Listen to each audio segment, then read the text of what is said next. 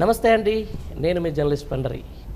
మొత్తానికి తెలంగాణ రాష్ట్రంలో ఏదైతే ప్రజాపాలన పేరిట వచ్చినటువంటి కాంగ్రెస్ ప్రభుత్వం ఇకపై ఎలాంటి సాకులు చెప్పకుండా పాలనపై దృష్టి సారించాల్సిన అవసరం అయితే వచ్చేసింది. అంటే ఎలక్షన్లు అయిపోయినాయి కొన్ని మొన్నటిదాకా, ఆ తర్వాత ఇప్పుడు అసలు కథ ఇప్పుడు స్టార్ట్ అవుతుంది. అంటే ప్రజా వ్యతిరేకత ఇప్పటికే చాలా ప్రారంభమైంది దాని మీద. ఈ నేపథ్యంలో కూడా అసలు ఈ 6 నెలల ఇంత ప్రజా వ్యతిరేకతని తీసుకున్నటువంటి కాంగ్రెస్ పార్టీకి సంబంధించి రేపు భవిష్యత్తులో ఎట్లా ఎదుర్కొనబోతుంది, అలాగే చాలా సంవత్సరాల తర్వాత మళ్ళీ బీఆర్ఎస్ పార్టీకి కొంచెం గడ్డుకాలం నడుస్తున్న పాట అయితే వాస్తవమే. దీనికి సంబంధించి మనతో మాట్లాడేందుకు బీఆర్ఎస్ నాయకురాలు రజితారెడ్డి మనతో ఉన్నారు. ఆమెను అడిగి అసలు ఏంటి బీఆర్ఎస్ భవితవ్యం ఏంటి, కాంగ్రెస్ ఇచ్చిన హామీలను ఏ విధంగా నెరవేర్చబోతుంది, అసలు సక్సెస్ అవుతుందా కాదా అనే అంశాన్ని కూడా ఆమెతో మాట్లాడే ప్రయత్నం చేద్దాం. మేడం నమస్తే అండి. నమస్తే అండి. రైట్, చూస్తున్నా మొత్తానికైతే ఇప్పుడు ఒక రెఫరెండం టైం అయిపోయింది తెలంగాణ రాష్ట్రంలో. ఇక ప్రజాపాలన పేరిట వచ్చినటువంటి కాంగ్రెస్ పార్టీ ఈరోజు పాలనపై దృష్టి సారించాల్సిన అవసరం వచ్చింది. ఎట్లా ఉండబోతుంది అనుకుంటున్నారు కాంగ్రెస్ పరిపాలన? అంటే అలవికాని హామీలతో ఈ యొక్క గోబెల్ ప్రచారంతో గద్దెకెక్కిరు, అక్కడ వరకు బాగానే ఉందండి. మరి వాళ్ళు ఇచ్చిన మోసపూరితమైన హామీలు ఎంతవరకు అమలు చేస్తారు? అంటే వాళ్ళు ఇచ్చిన డెడ్ లైన్ 100 రోజుల గడువు అయిపోయింది. మరి ప్రజలు ఇప్పుడు ఎదురు చూస్తున్నారు, ఏం చేస్తాడు ఈయన, ఏంటి ఈయన ఆచరించే కనీసం పాత పద్ధతిలో కూడా అమలు చేస్తలేరు అన్న బాధ ప్రజల్లో వ్యక్తం అవుతుంది. ఏం చేస్తాడు అనేది ప్రజలంతా ఆతృతగా వెయిట్ చేస్తున్నారు. ఆయన ఇచ్చే సంక్షేమ పథకాలు పాత పద్ధతిలో కాకుండా ఏదో ఇస్తా ఏమో చేస్తా అని అరచేతిలో వైకుంఠం ఏమంటారు, అరచేతిలో స్వర్గం చూపించి ఇవాళ ఏమీ చేయకుండా పాత మార్పు అన్నాడు. ఏం మార్పు తీసుకొచ్చిండండి తెలంగాణలో? పేర్లు మారుస్తూ, కట్టడాలను కూల్చేస్తూ, కంచెలు తీసేసి ఏదో బద్దలు కొట్టి ఏదో సాధించినా అని ఈ 6 నెలలు కూడా టైంపాస్ చేసిండండి. ఇంకా ప్రజలు నమ్మే పరిస్థితిలో లేరు ఇవాళ. అలవికాని హామీలతో మభ్యపెట్టి గద్దెకెక్కి ఈరోజు ఏం చేస్తున్నాడంటే ఈయన ఎంబ్లెంని చేంజ్ చేసుడు, ఏదో తెలంగాణ తల్లి రూపురేఖలను మార్చేస్తాం, తెలంగాణ తల్లి పేదగా కనబడాలి అంటే ఎక్కడైనా తల్లిని మన సంస్కృతిలో గొప్పగా పూజిస్తాం కదండి. ఒక తల్లి స్థానం అంటే ఒక దేవతా స్వరూపంగా పెట్టుకున్నప్పుడు తల్లి గొప్పగా ఉండాలని చూస్తుంది తెలంగాణ రాష్ట్రం. మరి అలాంటి మన తెలంగాణ తల్లిని ఏదో పేదరాలుగా చూపించి, ఏదో పేదవాళ్ళకు సింబల్గా ఏం సాధిస్తాడండి అట్లా చూపించి? మరి ఏం దానివల్ల ప్రజలకు ఉపయోగమైంది? జయ జయ హే తెలంగాణ అనే పాటను ప్రజలు ఓన్ చేసుకున్నారు. ఇప్పుడు దాన్ని మార్చిండు, మరి దాన్ని మార్చి ఏం సాధించిండు అది కూడా మనం చూసుకోవాలి. ప్రజాపాలన అని చెప్పేసినారండి. ప్రజాపాలన పేరిట వచ్చినటువంటి ఈ ప్రభుత్వము ఈరోజు ఈ పేర్ల మార్పులు, మీరు అన్న పేర్ల మార్పులతోటి, గేయాల మార్పులతోటి, అంటే ఇది ఒక మీడియా డైవర్టేషన్. అక్కడ ప్రజలు ఒకవైపు రైతులేమో కరెంట్ లేదని మొత్తుకుంటున్నారు, ఇటు జనాలేమో అసలు ఒక విధంగా మొత్తుకుంటున్నారు. ఈ నేపథ్యంలో దీంతో పాటుగా ఈరోజు ఈ ప్రజాపాలన పేరిట వచ్చినటువంటి ప్రజాధనం వృధా చేయమని చెప్పేసి వచ్చినటువంటి కాంగ్రెస్ పార్టీ కేవలం పేర్ల మార్పుల పేరిటనే దగ్గర ఒక 3,000 కోట్ల రూపాయలు ఈరోజు ప్రజాధనాన్ని వృధా చేస్తుంది. దీన్ని ఎట్లా చూసుకోవచ్చు? అయితే ప్రజాపాలన అని చెప్పేసి గద్దెకెక్కి ప్రతీకార పాలన చేస్తున్నాడు, ప్రజా వ్యతిరేక పాలన చేస్తున్నాడు. ఇవాళ ప్రజలు అతి తక్కువ కాలంలో ప్రజలు తిరగబడిన పార్టీ ఏదైతే ఉందో, ఇంతవరకు కూడా ప్రజలు ఇంత తక్కువ కాలంలోనే ఏ పార్టీ కూడా ఇంత చీత్కారాన్ని ఎదుర్కోలేదు. First party Congress party Revanth Reddy అధ్యక్షతన ఈరోజు ప్రజలంతా కూడా ఎదురుదాడికి సిద్ధమైనరండి.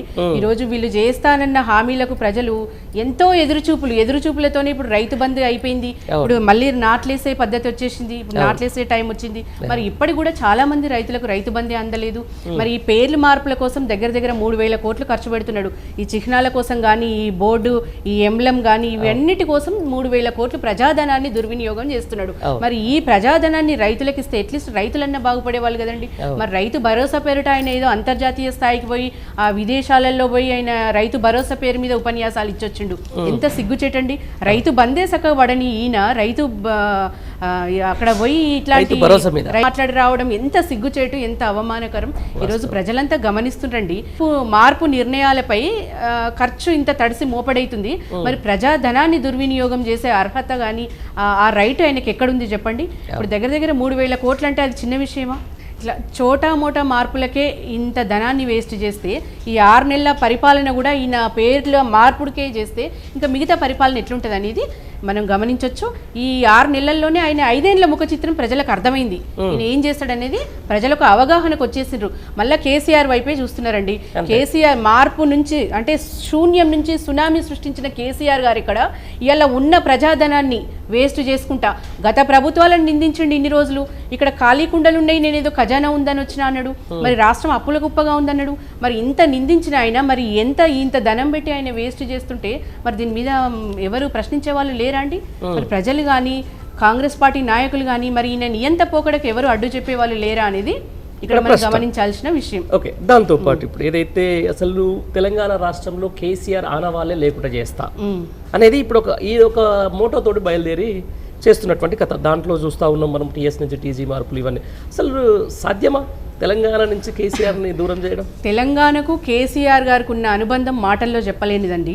ఇలా ఏ మూలకు చూసినా ఇలా రాష్ట్రంలో ఎక్కడ చూసినా కేసీఆర్ గారే కనిపిస్తున్నారు. ఇవాళ పచ్చని పంటలను చూస్తే కేసీఆర్ గారే, 24 గంటల కరెంటు చూస్తే కేసీఆర్ గారే, ఎక్కడ నీళ్ళ అంటే మన చెరువులు ఎక్కడ చూసినా అసలు ఎట్లుండే తెలంగాణ ఎట్లయిపోయింది అనేది ప్రజలకు తెలియదండి. నువ్వు ఏం దుడిపేస్తావు? ప్రజల గుండెల్లో నుంచి కేసీఆర్ని దుడిపేస్తే ఇంత శక్తి మీకు ఎక్కడుందండి? కాంగ్రెస్ 11 సార్లు మీకు అధికారం ఇచ్చారు ప్రజలు, మీరు ఏం చేసిండ్రండి? 100 ఏళ్ల చరిత్ర కాంగ్రెస్ అని చెప్పుకుంటారు. మీరు ఏం చేసిండ్రు మీరు తెలంగాణకు? ఇలా తెలంగాణ ప్రపంచ పటాల్లోనే నెంబర్ 1గా చేసింది కేసీఆర్ గారిదండి. మీరు ఇలా కేసీఆర్ని జరిపేస్తామని చెప్పేసి అంటే గత ప్రభుత్వాల మీద మీరు విమర్శన చేసుకోవడానికి 6 నెలల సమయం పట్టింది. అంటే మీరు ప్రజల పాలన అంటే ప్రజల గురించి ఆలోచించేది ఎప్పుడు? కేసీఆర్ గారిని దుడిపేయాలంటే ఎన్ని జన్మలు ఎత్తాలండి?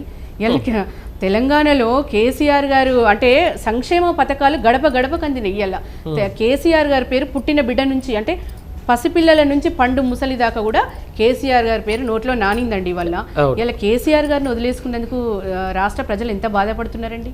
ఇలా కేసీఆర్ గారి సంక్షేమ పథకాలు అందక ఇలా ముసలోళ్ళు కానీ ఇవాళ స్త్రీలు కానీ ఎంత బాధలో ఉన్నారండి. అంటే రాష్ట్రం ఎంత దౌర్భాగ్య పరిస్థితుల్లో పడేసిండు రాష్ట్రాన్ని.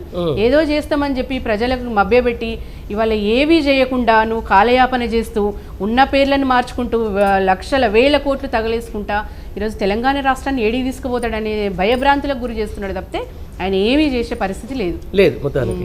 రైట్, ఇదే అంటున్నామండి, శూన్యం నుంచి సునామీ అని చెప్పేసి మీరు ఒక మాట అన్నారు. సరే, అంటే ముందు నుంచి కూడా ఇవన్నీ కొత్త ఏం కాదు, బీఆర్ఎస్ పార్టీ కొత్త ఏం కాదు. అంటే సేమ్ ఆయన ఉడిదుడుకు నుంచి ఏలుకొని వస్తున్న సందర్భం నుంచి కూడా చూస్తూనే ఉన్నాం మనం. అంటే ఈరోజు చాలా మంది ఒక విమర్శ వచ్చేసింది, అంటే ఎంపీ సీట్లలో కనీసం కేసీఆర్ తిరిగినా కూడా ఒక్క సీట్ కూడా గెలవకపోయానే. ఏం జరిగిందంటారు అసలు రాష్ట్రంలో? ఇంకా కూడా ఈ కాంగ్రెస్ మానియాల్లో ప్రజలు ఉన్నారు అనుకోవచ్చా? ఈ గోబెల్స్ ప్రచారాల మాయలో పడ్డారండి ప్రజలు. ఇంకా తేరుకోవడానికి కొద్దిగా టైం పడుతుంది. సరిగా రాష్ట్రంలో వీళ్ళు ఉన్నారని చెప్పేసి వీళ్ళకి మళ్ళీ అవకాశం ఇచ్చారు అంతే. ఇక కేంద్రంలో వాళ్ళు ఉన్నారు, వాళ్ళకు ఒక అవకాశం ఇద్దాము, రాష్ట్రంలో వీళ్ళు ఉన్నారు, వీళ్ళకొకటి ఇద్దామని చూస్తున్నారు ప్రజలు. కానీ ప్రజలకైతే అవగాహన వచ్చేసింది. నిజానికి కూడా బీఆర్ఎస్ పార్టీకి 0 సీట్లు రావడం తెలంగాణ ప్రజలకే నష్టం, కానీ బీఆర్ఎస్ పార్టీకి నష్టం ఎంత మాత్రం కాదనేది నా అభిప్రాయం. అంటే దేశంలో ఈరోజు ప్రాంతీయ పార్టీలు ఒక అద్భుతమైన కీలక పాత్ర పోషిస్తున్నాయి. దానికి ప్రత్యక్ష ఉదాహరణ మన పక్క రాష్ట్రం సంబంధించిన వ్యక్తులు కానీ లేకపోతే అక్కడిక్కడ.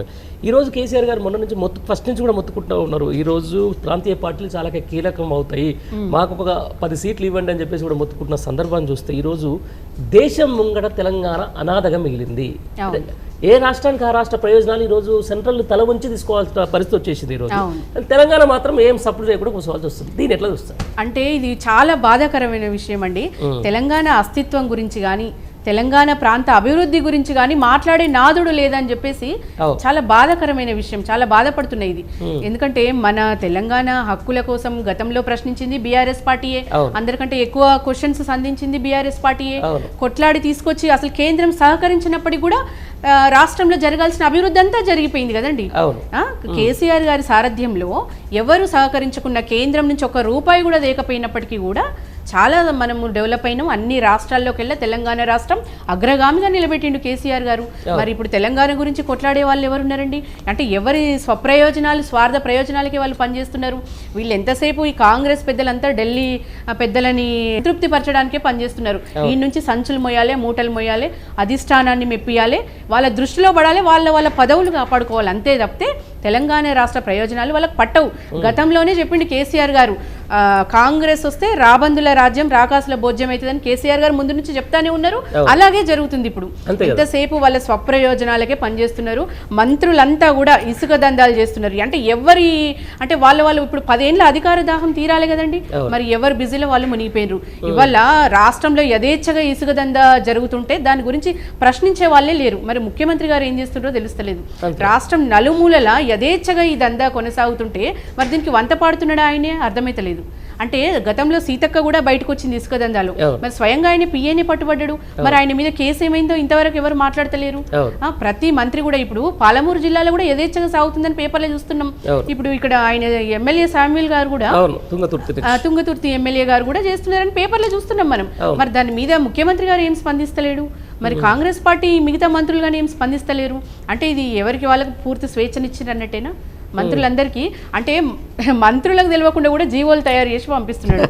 అంటే ఈ మంత్రులు కూడా ఆయన రెవెన్యూ శాఖ మంత్రి ఉత్తమ్ కుమార్ గారు వెళ్ళి ఆ కాళేశ్వరంలో ఉండగానే దానికి సంబంధించిన గెజెట్ ఆయన ఎవరు ఇదివరకు ఇదే తెలంగాణ రాష్ట్రానికి సంబంధించి ప్రాజెక్టుల కోసం వ్యతిరేకంగా దాస్ అనే పెరసం ఏదో దాస్ ఉంటుంది.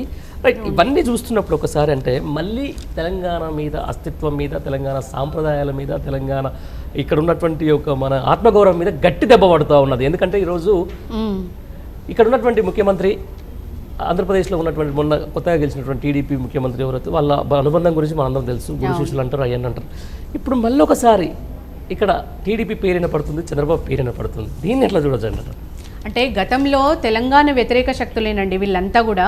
తెలంగాణను కంప్లీట్గా వ్యతిరేకించిన వాళ్ళే తల్లిని జబ్బి బిడ్డను బతికించిండ్రని కూడా గతంలో పలుమార్లు చట్టసభలలో మాట్లాడిన వ్యక్తులే ఇవాళ తెలంగాణను పరిపాలిస్తుంటే నిజంగా ఎంత బాధాకరం అండి.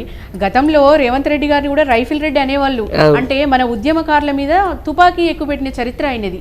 తెలంగాణకు అడ్డుపడటంలో ఆయనది కూడా మొదటి పాత్ర.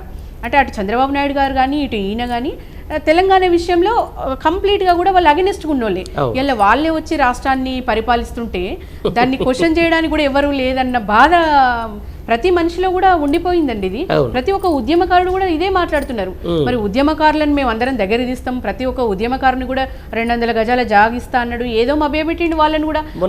వాళ్ళకి ఇంతవరకు ఏమీ లేదు కదండి. అంతకంటే దశాబ్ది ఉత్సవాలలో వాళ్ళని పిలిచి ఘోరంగా అవమానించారు కదా. దశాబ్ది ఉత్సవాలలో మన రాష్ట్ర ప్రగతి గురించి మాట్లాడలేదు, మన 10 ఏండ్ల మన రాష్ట్రం సాధించిన ఘనత మాట్లాడలేదు, మన రాష్ట్రానికి వచ్చిన పెట్టుబడులు ఏంటి, మన రాష్ట్రానికి వచ్చిన మన రాష్ట్ర ప్రగతిని గురించి మాట్లాడకుండా ఏవో చిన్న మాటలు మాట్లాడి వెళ్ళిపోవడంలో దీని ఆంతర్యం ఏందండి? అంటే ముఖ్యమంత్రి గారు ఏం సందేశం ఇస్తుండ్రు రాష్ట్రం గురించి అనేది అందరూ గమనించాల్సిన విషయం. ఇది ఎటువంటి అవగాహన లేని అయినా ఇలా ముఖ్యమంత్రి కుర్చీలో కూర్చుంటే పాలన ఎట్లా సాగుతుంది అనేది ప్రజలు గమనించారు. అయిపోయింది. ఈ 6 నెలల పాలనలో వాళ్ళ 5 ఏళ్ల ముఖ చిత్రం కనిపించింది.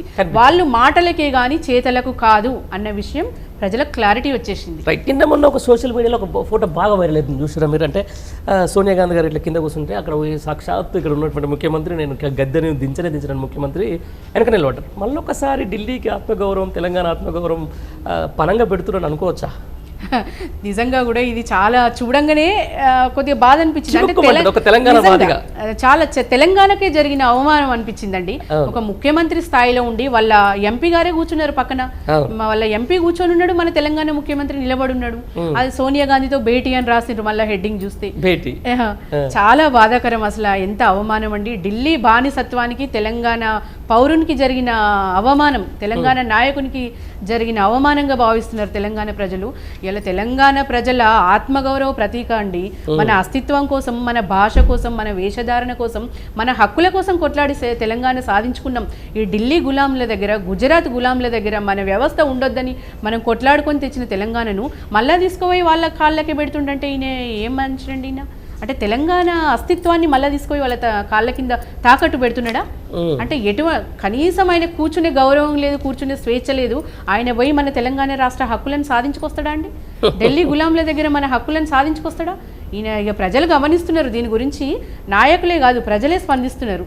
అంతే, అదే చెప్తున్నా. దీంతోపాటు ఈరోజు ఆయన గురువు గారికి ఇక్కడ తెలంగాణలో ఈయనే బాటలు తెలుస్తూ ఉన్నాడు. రేపు బీఆర్ఎస్ పార్టీని అనేదాన్ని కొంచెం కనుమరుగు చేయడానికి ఇక్కడ టీడీపీని ట్రస్ట్ భవన్ గేట్లు తెరుస్తూ ఉన్నాడు. దానికి ఇక్కడ ఉన్నటువంటి నాయకులే సహకరిస్తున్నారు, లేకపోతే ముఖ్యమంత్రి సహకరిస్తున్నాడు, ఒక వాదన అవుతుంది. దీన్ని ఎట్లా చూడొచ్చు? నిజమే అనిపిస్తుంది. ఈయన ఏషాలు చూస్తుంటే ఇవన్నీ నిజమే అనిపిస్తుంది. మరి ఆయన టీడీపీని బలోపేతం చేయడానికే పనిచేస్తుండా, మరి వాళ్ళ గురువు గారిని ఇక్కడ తీసుకురావడానికే అది చేస్తుండా. ప్రజలు కూడా ఒకలాంటి భయభ్రాంతులకు గురవుతున్నారు. ఎందుకంటే ఆ ఛాయలు వద్దనే కదా మనం తెలంగాణ రాష్ట్రం తెచ్చుకున్నాము. మనం సపరేట్ తెలంగాణ ముఖ్యమంత్రి గారు కూడా ఎలక్ట్ అయిన కొన్ని రోజులకే మాట్లాడిండండి. అసలు ఏమంటారు, ప్రత్యేక రాష్ట్రం అవసరమే లేదు, అప్పుడే బాగుండే అని మాట్లాడిండు ఆ మధ్య. అంటే ఆయనకి ఇంకా ఆయన లోపల ఛాయలు మెదులుతున్నాయి. ఇంకా వాళ్ళ గురువు గారిని తీసుకొచ్చి పూజించాలనే వాదన ఆయనకు ఉంది లోపల. మరి తెలంగాణ ప్రాంతాన్ని మరి అట్టడుగున పడేస్తాడా, మరి అట్టడుగు నుంచి ఈ స్థాయికి వచ్చిన తెలంగాణను మళ్ళీ వెనుకకే తీసుకుపోతాడా? ఆల్రెడీ తీసుకువేయండి కొద్దిగా. ఆ ఉచితాలని అవో ఇవో ఏదో ప్రకటించిండు, మళ్ళీ వెనకటి రోజులను తీసుకొస్తున్నాడు. కానీ ఇవాళ మన తెలంగాణ ప్రాంతం మీద విద్వేషపు కన్ను పడితే మాత్రం తెలంగాణ ప్రజలు సహించరు. ఆయన పాలన చేయమని పట్టుకొచ్చిండ్రు, కానీ మనకు వ్యతిరేక శక్తులను తీసుకొచ్చి ఇక్కడ పెడితే మాత్రం తెలంగాణ ప్రజలు తిరగబడే రోజు దగ్గరలో ఉంది డెఫినెట్గా. దీంతో పాటు ఈ రోజు ఈ కాంగ్రెస్ ప్రభుత్వం అధికారంలోకి రావడానికి ప్రధానమైన ఒక కారణం ఏంటంటే అది మహాలక్ష్మి స్కీమ్ అని చెప్పేసి ప్రతి మహిళకు 2,500 రూపాయలు ఇస్తామని చెప్పేసి ఇప్పటి వరకు దాన్ని ఊసులేదు. 6 గ్యారెంటీలు అన్నారు, దాంట్లో ఒక ఫ్రీ బస్సు తప్ప ఇంకా పెద్దగా అమలైంది ఏం లేదు. ఆరోగ్యశ్రీకి సంబంధించిన దాంట్లో కూడా ఒక విధి విధానం అంటారు, కానీ దాని కూడా ఇంతవరకు ఏం లేదు. ఎప్పటి నుంచి అమలు అవుతుంది అనుకుంటున్నారు ఈ మహాలక్ష్మి స్కీమ్? ఫుల్ ఫ్లెడ్జ్గా వద్దా? ఈ మహాలక్ష్మి స్కీమ్ అనేది ఆయన ఎంతమందికి చేసిండో లెక్క చెప్పాలి ప్రజలకి. ఏమేం చేస్తుండో, ఉచిత బస్సు అన్నాడు. ఉచిత బస్సు ఎవరు అడిగినరా ఆయనను? ఉచిత బస్సు వల్ల ప్రయోజనం పొందేటోళ్ళు ఎవరండి? జుట్లు పట్టుకుంటున్నారు. వనరులు పెంచకుండా నువ్వు ఉచిత బస్సు పెట్టి ఆడోళ్ళందరినీ తీసుకుపోయి మళ్ళీ రోడ్ల మీద దన్నుకునే పరిస్థితి తీసుకొచ్చిండండి. ఎందుకండి? మళ్ళీ అదే జాబ్ చేసేవాళ్ళు లక్షల జీతాలు తీసుకునేటోళ్ళే ప్రయాణిస్తున్నారు బస్సులలో. ఇప్పుడు చిన్న ఎవరు అడగలేదండి ఆయనను. ఉచిత బస్సు వల్ల ఎవరు కూడా ఏ లాభం జరగలేదు. మరి ఉచిత బస్సు అంటే ఆర్టీసీకి టీఆర్ఎస్ ప్రభుత్వం బీఆర్ఎస్ ప్రభుత్వం ఉన్నప్పుడు 3,000 కోట్లు అలాట్ చేసింది అసెంబ్లీ టైంలో. అంటే మొన్న లాస్ట్ టైం వరకు కూడా. అంటే దాంట్లో 1,500 కోట్లు ఆల్రెడీ మేము ఇచ్చేసినాం, మా ప్రభుత్వం పోయే కంటే ముందే ఇచ్చేసినాం. అంటే ఈయన ఉచిత బస్సుకు సపరేట్గా ₹1 కూడా ఆయన కేటాయించలేదు. అంటే కాబట్టి దీనివల్లే కదండి ఆర్టీసీ అంటే నష్టాల్లో కూరుకుపోవడం. ₹1 కూడా ఇవ్వకుండా, ఎంప్లాయీస్ జీతాలు రాకుండా అంటే ఏం చేస్తుండు, దేశాన్ని ఎక్కడికి తీసుకుపోతుండు అనేది ఆయనకే తెలియాలి. ఇంకోటి ఏదో ఏమన్నా 500 గ్యాస్ అన్నాడు. ఎవరికి ఇస్తున్నాడు అది? మళ్ళీ తెల్ల రేషన్ కార్డు ఉండాలట. ఆ తెల్ల రేషన్ కార్డులో కూడా సగానికి సగం తగ్గించేసిండు. మరి ఆయన ఎవరిని సెలెక్ట్ చేసుకున్నాడో ఆయన మరి కాంగ్రెస్ అంటే అనొద్దు కానీ మరి ఆయన ఎవరిని 90 లక్షల మంది రేషన్ కార్డుదారులు ఉంటే దాంట్లో 40 లక్షల మందిని సెలెక్ట్ చేసుకున్నాడు. అంటే ఏ ప్రాతిపాదికన వాళ్ళని తీసుకున్నాడు అనేది చెప్పాలి. ఆ కొద్ది మందికి ఇవ్వడం వెనుక ఆంతర్యం ఏముంది? మరి మిగతా వాళ్ళు ఏం పాపం చేసినారు? మరి 2,500 అన్నాడు. మరి అది ఎప్పటి నుంచి స్టార్ట్ చేస్తాడు? అది ఎంత మందికి వచ్చింది? అది ఇస్తాడా ఇయడా చెప్పాలి ముందు. అంటే ఇవన్నీ సాకు చూపించే కదా అధికారంలోకి వచ్చిండు. మరి 2,500 ఇంకెన్నడు స్టార్ట్ చేస్తాడు?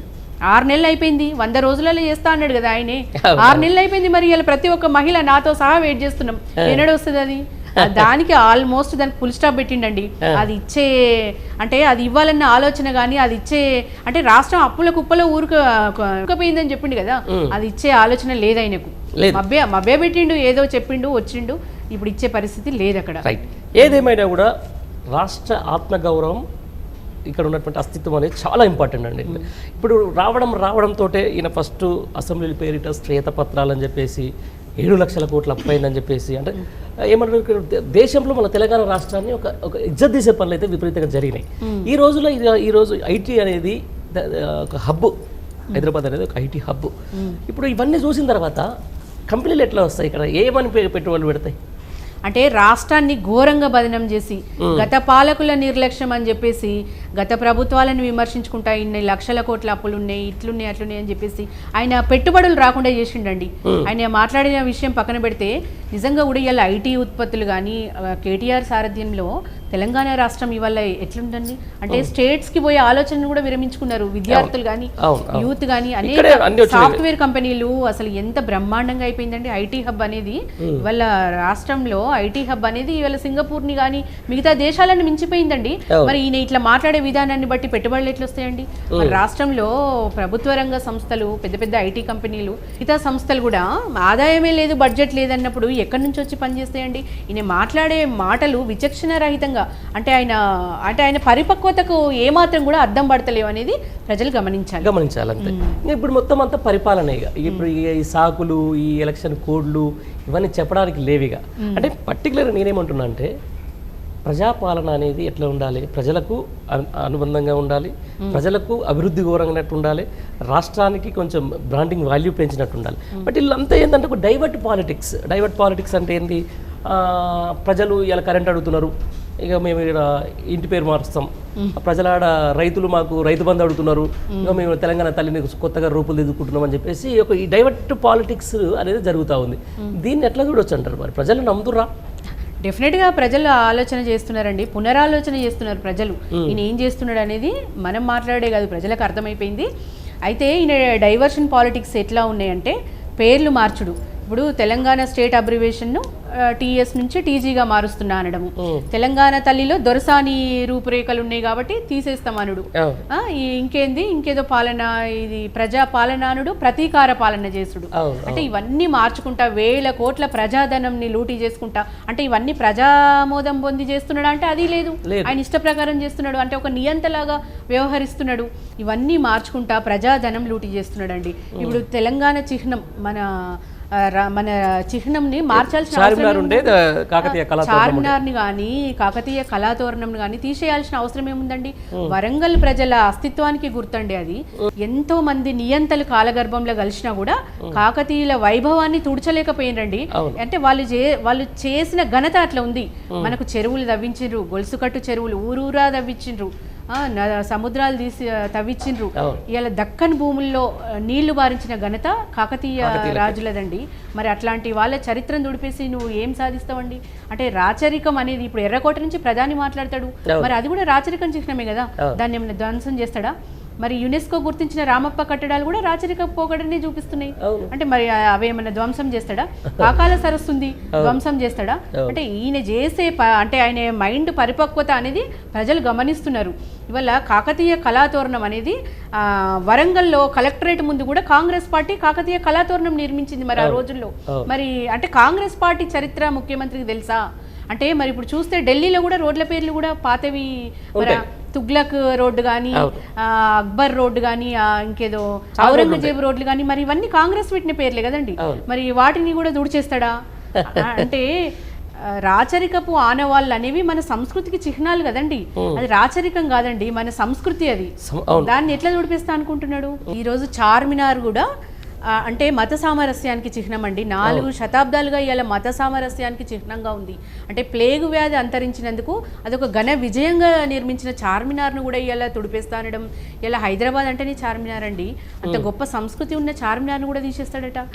ఇటు కాకతీయ కళాతోరణం కానీ చార్మినార్ కానీ ఏదో కేసీఆర్ గారు నియంత పోకడతో రూపొందించలేదండి.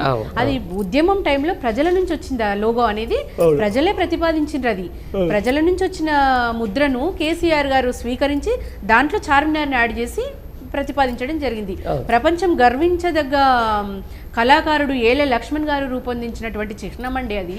దాన్ని ఇవాళ మార్చి ఏం సాధిస్తాడండి ప్రజల్లో? ఇప్పుడు మామూలుగా ఈరోజు తెలంగాణ రాష్ట్రంలో మొన్నటిదాకా హాట్ టాపిక్ ఏంది? రాష్ట్రీయ గీతం. మీరు దానికి సంబంధించి అఫీషియల్గా ప్రకటించారు మొన్న దశాబ్ది ఉత్సవాలలో. దానికి కూడా ఒక ఆంధ్రాకు సంబంధించిన మ్యూజిక్ డైరెక్టర్ తోటి ఎందుకు సంగీతం అందించాల్సి వచ్చింది? తెలంగాణలో ఎవరు లేరా మరి? అయితే జయ జయ హే తెలంగాణ అనే గీతం గతంలో కూడా రాష్ట్ర గీతంగానే ఉంది, ఎప్పుడైనా అది రాష్ట్ర గీతంగానే ఉంది. దాన్ని ప్రజలు యాక్సెప్ట్ చేసిర్రు, ఓకే. మళ్ళీ దాన్ని చేంజ్ చేయడము సరే, ఆంధ్ర మ్యూజిక్ డైరెక్టర్ అదంతా వాళ్ళ సరే, అది ఏమనుకున్నారు ఏంటో అది వాళ్ళకి సంబంధించిన విషయం. కానీ అంటే దాన్ని చేంజ్ చేయాల్సిన అవసరం ఏమొచ్చింది ఇలా ప్రజలకు? అంటే జయ జయ హే అంటే దాంట్లో కూడా ఉంది కదా, కాకతీయ కళా ప్రబల కాంతి రేఖ రామప్ప, గోలుకొండ నవాబుల కొత్త వెలిగే చార్మినార్ అని మరి ఆయనే రాసిండు, అందశ్రీ గారే రాసిండు, అందశ్రీ గారే వాడిండు. మరి అంత గొప్ప చరిత్ర ఉన్న పాటను రాష్ట్ర గీతంగా తీసుకున్నప్పుడు మరి అవే చిహ్నాలని మార్చాల్సిన అవసరం ఏముంది అలా? అంతే కదా, అది ప్రజలు కూడా అదే ఆలోచిస్తున్నారు చాలా మంది. అది కూడా వస్తూ ఉంది. రైట్, ఇదంతా ఓకే. ఇదంతా ఒక సంబంధించినటువంటి ముఖ్యమంత్రి గుంపు మేస్త్రి పరిపాలనకు సంబంధించి పక్కన పెడదాం. ఈరోజు బీఆర్ఎస్ పార్టీకి సంబంధించిన దాంట్లో కొంచెం గడ్డుకాలం అయితే నడుస్తున్నమాట వాస్తవం. అంటే మొన్న ఎంపీ ఎలక్షన్ల సరళి తర్వాత, మొన్న ఎమ్మెల్సీ ఎలక్షన్ల తర్వాత గట్టి పోటీ ఇచ్చినా కూడా రాకేష్ రెడ్డి కొంచెం కాంగ్రెస్ పైచేవి సాధించింది. ఎట్లా ఉండబోతుంది అనుకుంటున్నారు అసలు బీఆర్ఎస్ భవితవ్యం? బీఆర్ఎస్ పార్టీ బ్రహ్మాండంగా కూడా ఎప్పుడైనా ప్రజల్లోనే ఉందండి. మేము స్వపక్షంలో ఉన్నా ప్రజల గురించే పోట్లాడినాం, ఇలా ప్రతిపక్షంలో ఉన్నా కూడా ప్రజల దిక్కే ఉంటాం. కాబట్టి ప్రజల కోసం పోట్లాడే పార్టీ అండి బీఆర్ఎస్. ఆ రోజుల్లో పదవులను తృణప్రాయంగా వదిలేసింది ప్రజల కోసమే కదండి. సరే, ఈ రోజు వాళ్ళ గోబెల్స్ ప్రచారానికి ప్రజలు వాళ్ళకి ఇచ్చిన అవకాశం, దాన్ని మేము ప్రజా నిర్ణయాన్ని స్వాగతిస్తున్నాం. చూద్దాం. బీఆర్ఎస్ పార్టీ శూన్యం నుంచి సునామీ సృష్టించిందండి. ఆనాడు ఎంతో మంది నియంతలను ఎదిరించి తెలంగాణ రాష్ట్రాన్ని సాధించి కేసీఆర్ గారు చావు నోట్లో తలబెట్టి తెలంగాణను తీసుకొచ్చిండు. మరి అట్లాంటి మనిషికి ఇవాళ పార్టీని ఎట్లా పునర్నిర్మాణం చేయాలనేది డెఫినెట్గా ఆయనకు తెలుసు తెలంగాణ ప్రజలు ఎప్పుడు కూడా కేసీఆర్ గారు వెంటే ఉన్నారు. కేసీఆర్ గారిని కాదనుకోలేదు ప్రజలు ఎప్పుడు కూడా. జస్ట్ ఓటు బ్యాంక్ కూడా 1.7% ఏమో ఎక్కువ వచ్చింది వాళ్ళకు. కేసీఆర్ గారి మీద వ్యతిరేకత లేదు ప్రజలకు. ఏదో లోకల్ నాయకత్వం, లోకల్ లీడర్లో అంటే ఈ లీడర్ మాకు వద్దనుకున్నారు కానీ మళ్ళీ పైన కేసీఆర్ గారే ముఖ్యమంత్రి ఉండాలనుకున్నారు. సరే, ప్రజల్లో నుంచి తీవ్ర వ్యతిరేకత ఇప్పుడు కాంగ్రెస్కి వస్తుంది. మళ్ళీ కేసీఆర్ గారే ఉంటే బాగుండని చెప్పేసి ప్రజలు కేసీఆర్ దిక్కే చూస్తున్నారండి. కేసీఆర్ గారికి ఇవన్నీ ఏం కొత్త కాదు. అనేక పెద్ద పెద్ద పదవులనే తృణప్రాయంగా వదిలేసిండు తెలంగాణ కోసం. మళ్ళా పదవుల కోసం పనిచేసే పార్టీ బీఆర్ఎస్ పార్టీ కాదండి. ప్రజా సంక్షేమం కోసం, ప్రజల కోసమే పనిచేసే పార్టీ బీఆర్ఎస్ పార్టీ. కాబట్టి బీఆర్ఎస్ పార్టీకి వచ్చిన నష్టం ఏం లేదు. బీఆర్ఎస్ పార్టీ మళ్ళీ నిలదొక్కుంటుంది. ఎంతో కాలం లేదండి, 6 నెలల్లోనే వాళ్ళు ప్రజా వ్యతిరేకతను మూటగట్టుకున్నారు. మళ్ళీ బీఆర్ఎస్ దిక్కే చూస్తున్నారు. రానున్న 5 ఏళ్లలో బీఆర్ఎస్ పార్టీకి గొప్ప చరిత్ర ఉంటుంది. మళ్ళీ సునామీ సృష్టిస్తుంది బీఆర్ఎస్ పార్టీ. అంతే నమ్మకం అయితే ఉంది మీకు? డెఫినెట్గా, తప్పకుండా. ఇదే విషయం మీద ఎట్లా అంటే మొత్తం అంటే ప్రభుత్వం నుంచి ఒక మాట ఏమంటారు వాళ్ళు, అసలు బీఆర్ఎస్ పార్టీని లేకుండా చేస్తాం, మొత్తం ఎమ్మెల్యేలు అందరూ మేము కలిపేసుకుంటాం, ఇప్పుడు గేట్లు ఎత్తేస్తే మొత్తం వచ్చి జాయిన్ అయిపోతారు. ఆ తర్వాత కొంచెం మంది ప్రశ్నించిన గొంతుకల మీద వాళ్ళు కేసులు పెడతా ఉన్నారు. కొంతమంది అయితే అసలు హత్యల కాడికి వెళ్ళిపోయింది రాజకీయం ఇప్పటికీ. కొల్లాపూర్ సంబంధించిన దాంట్లో కొన్ని దిక్కులలో అంటే దీవన్నీ ఎట్లా చూడవచ్చు అంటే ఈ అక్రమ కేసుల వల్ల లేకపోతే ఈ దాడుల వల్ల బీఆర్ఎస్ కార్యకర్తలు జంకుతారా, భయపడతారా? బీఆర్ఎస్ పార్టీ అనేది 20 లక్షల మంది కార్యకర్తలు ఉన్న పెద్ద పార్టీ అండి. దాన్ని ఏదో మేము తుడి చేస్తాము, మేము అరచేతిని అడ్డుపెట్టి సూర్యకాంతిని ఆపుతాం, కేసీఆర్ గారిని ఆపగలరండి వీళ్ళు? ఏదో మభ్యపెట్టి నువ్వు ఏదో గద్దెకెక్కిన ఓకే, కానీ కేసీఆర్ చరిష్మాని తుడిపేంత శక్తి నీలో ఉందా? కేసీఆర్ గారు అంటే ఒక శక్తి అండి తెలంగాణకు. కేసీఆర్ గారు అంటే ఒక తెలంగాణ జాతిపితగా కొలుస్తున్నారు తెలంగాణ ప్రజలు. మీరు ఏదో చేస్తామంటే తెలంగాణ ప్రజలు ఎవరు నమ్మరు.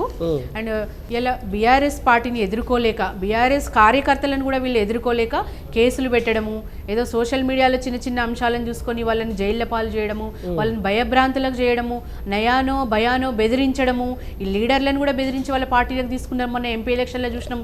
ఫర్ ఎగ్జాంపుల్ రంజిత్ రెడ్డి లాంటి వాళ్ళని తీసుకున్నారు. కానీ ప్రజలు వాళ్ళకు తీవ్రంగా వాళ్ళకి బుద్ధి చెప్పింది కదండి. ప్రజలు కూడా వ్యతిరేకించారు. కేసీఆర్ గారు తయారు చేసిన లీడర్లే వాళ్ళకి దిక్కయిండండి. వాళ్ళు వాళ్ళ పార్టీల క్యాడర్ ఎక్కడుంది, లీడర్లు ఎక్కడున్నారు? డెఫినెట్ గా బీఆర్ఎస్ పార్టీ నుంచి వాళ్ళని నయానో భయానో బెదిరించి వాళ్ళ పార్టీలకు లాక్కున్నారు. కానీ వాళ్ళ పార్టీకి అంత క్రమశిక్షణ ఎక్కడుందండి? బీఆర్ఎస్ పార్టీ ఒక కమిట్మెంట్ గల పార్టీ అండి. బీఆర్ఎస్ పార్టీలో కమిట్మెంట్ గా పనిచేసే నాయకులు ఉన్నారు, కార్యకర్తలు ఉన్నారు. ఇంత పెద్ద మహావృక్షం అండి బీఆర్ఎస్ పార్టీ అనేది. తెలంగాణలో పాతుకుపోయిన మహావృక్షం. ఆ మహావృక్షాన్ని మీరు ఏదో చేస్తామంటే అది కుదిరే పని కాదు. డెఫినెట్గా బీఆర్ఎస్ పార్టీ మళ్ళా పుంజుకుంటుంది. ప్రజలంతా కూడా బీఆర్ఎస్ వైపే చూస్తున్నారు. కేసీఆర్ గారే మళ్ళా సీఎం కావాలని చెప్పేసి ప్రజలంతా కూడా ఆశతో ఎదురు చూస్తున్నారండి ఈరోజు. రైట్, ఇప్పుడు అదే చెప్తున్నాం, మళ్ళా తెలంగాణ ఆత్మగౌరవానికి పెద్ద మచ్చ అయితే రాబోతుందనే దాన్ని చూస్తున్నాం. దీంతో పాటు ఇంకా సోషల్ మీడియాలో ఒకటి బాగా వైరల్ అవుతుందండి, ఈ బీ ట్యాక్స్ లేనిది, యూ ట్యాక్స్ లేనిది, బ్రూ ట్యాక్స్ లేనిది. అసలు అంటే ఎవరి కాళ్ళు ఇప్పుడు ముఖ్యమంత్రి ఒక ట్యాక్స్, రియల్ ఎస్టేట్ ట్యాక్స్ అని వసూలు చేస్తున్నారు, ఇక్కడ ఉత్తమ్ కుమార్ రెడ్డి సపరేట్ ఒక ట్యాక్స్ అని వసూలు చేస్తున్నారు అని చెప్పేసి ఒక బాగా వైరల్ అవుతా ఉంది. అంటే ఈ కమిషన్ల కోసం రాజకీయం చేస్తే తెలంగాణ ప్రజలకు న్యాయం జరుగుద్దా? అంటే కాంగ్రెస్ అంటే స్కామ్ గ్రెస్ కదండి. అంటే వాళ్ళ ముద్దు పేరు స్కామ్ గ్రెస్. అంటే మరి దాన్ని వాళ్ళు నిరూపించాలి కదా, నిరూపిస్తున్నారు, అదే నిరూపిస్తున్నారు. కాంగ్రెస్ ఇప్పుడు 10 ఏండ్ల ధనదాహం. అంటే వాళ్ళు అధికారం లేకుండా 10 ఏళ్ళు ఉన్నారు కదండి. మరి అనుకోకుండా గద్దెకెక్కిరు. అంటే వాళ్ళు కూడా అనుకోలే అధికారంలోకి వస్తామని, వాళ్ళు కూడా అన్ఎక్స్పెక్టెడ్ వచ్చారు. కాబట్టి ఇక వాళ్ళ అసలు బుద్ధి చూపిస్తున్నారు ఇప్పుడు. వాళ్ళ మంత్రులు కానీ వాళ్ళ ఎమ్మెల్యేలు కానీ ఎవరి పనిలో వాళ్ళు బిజీగా ఉన్నారు. అంటే ఏ రకంగా సంపాదన ధ్యేయంగా పనిచేస్తున్నారు కానీ ప్రజల కోసం అయితే పనిచేస్తలేరు. ఒకటి, కేసీఆర్ గారి దగ్గరికి పోయి తెలంగాణలో ఏ మూలకు ఏముంది, ఎక్కడ నీళ్ళ సౌలభ్యం ఉంది, ఎక్కడ ఎటువంటి పంటలు పండుతాయి అనేది అడిగితే చెప్తారు. అంటే ఆయనకు అంత అవగాహన ఉంది, తెలంగాణ మీద అంత పట్టుంది. అంటే ఏ డిస్టిక్ లో ఎక్కువ పంటలు పండుతాయి, ఏ డిస్టిక్ లో ఎటువంటి నిల్వలు ఉన్నాయి అనేది కేసీఆర్ గారికి ఒక అవగాహన ఉంది, సంపూర్ణ అవగాహన. ఈ రేవంత్ రెడ్డి గారి దగ్గరికి పోతే మరి ఏ భూమి ఎక్కడ రిజిస్టర్ అయింది, ఏ పట్టా ఎక్కడుంది, రియల్ ఎస్టేట్ దందా ఆయన నెంబర్ 1 దాంట్లో. తెలంగాణ ప్రజల మీద ప్రేమ కాదు అది, ఆయన రియల్ ఎస్టేట్ దందానే ఆయన అప్పుడు చేసింది, అదే ఇప్పుడు కూడా అదే చేస్తున్నాడు. ఆయన ముఖ్యమంత్రి అని మర్చిపోయిండు, వచ్చిండు కానీ మర్చిపోయిండు. ఆయన బిజినెస్ ఏముందో అది ఆయన చూసుకుంటున్నాడు. ఇక మంత్రులేమో ఇసుక దందాలు, సీతక్క ఎమ్మెల్యేగా ఉన్నప్పుడు నిజంగా పనిచేసింది బాగా, ప్రభుత్వాన్ని ప్రశ్నించింది. సరే ఆమె ఏదో ఆమె నియోజకవర్గానికి కావాల్సిన ఎక్కడ కూడా ఆమె కాంగ్రెస్ పార్టీ ఎమ్మెల్యే అని చెప్పేసి ములుగు నియోజకవర్గానికి కావాల్సిన అభివృద్ధి ఎక్కడ ఆపలేదు. బీఆర్ఎస్ ప్రభుత్వం ఉన్నప్పుడు ములుగు మెడికల్ కాలేజ్ ఇచ్చింది, నిజంగా ఈయన పాలమూరు బిడ్డను అని చెప్పుకుంటాడు కదా, పాలమూరుకి ఈయన కాంట్రిబ్యూషన్ ఏముందండి?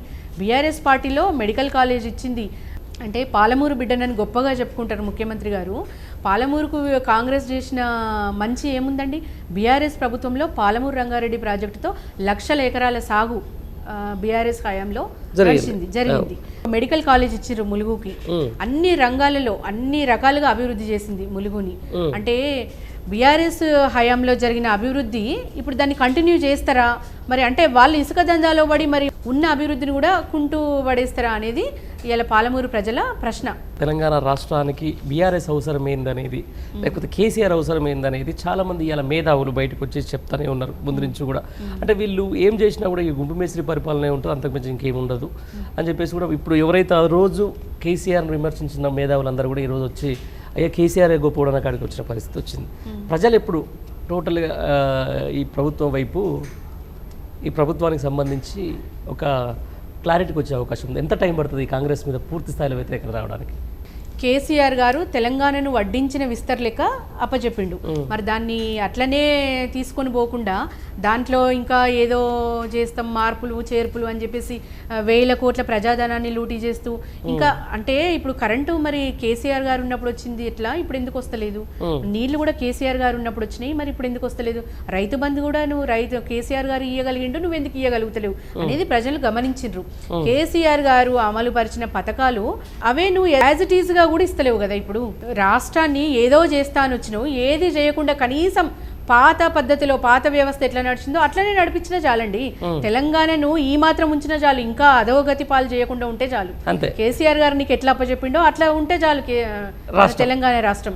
దాన్ని ఇంకా అప్పుల కుప్పగా చేసి ఇంకా అధోగతి పాలు చేస్తాడా, ఇంకా పరాయి వాళ్ళ కాళ్ళ ముందు తాకట్టు పెడతాడా, ఇప్పుడు తెలంగాణ వ్యతిరేక శక్తుల కిందకి తీసుకుపోతాడా అనే భయం తెలంగాణ ప్రజలకు పట్టుకుంది. అంతే రైట్. మొత్తానికి ఇది ఏదైతే ఇప్పుడు బీఆర్ఎస్ నాయకురాలు రజితారెడ్డి గారు చెప్పినట్టుగా తెలంగాణ రాష్ట్రానికి సంబంధించి కూడా అస్తిత్వానికి ఆత్మగౌరవానికి త్వరలోనే చాలా పెద్ద దెబ్బ పడబోతుంది. ఇప్పటికే పడుతూ ఉంది. తెలంగాణ ప్రజలంతా కూడా మేల్కొని మళ్ళీ ఒకసారి ఆలోచించాలి. ఈసారి ఎవరైతే ప్రశ్నించే గొంతుకలో, లేకపోతే ఎవరైతే తెలంగాణ కోసం తమ పోరాటం చేసిరో, లేకపోతే ఎవరైతే తెలంగాణ తెచ్చిరో వాళ్ళ వైపు మరొకసారి ఆలోచించాలని కూడా ఆమె చెప్తున్న పరిస్థితి ఉంది. థ్యాంక్ యూ అండి, థ్యాంక్ యూ వెరీ మచ్.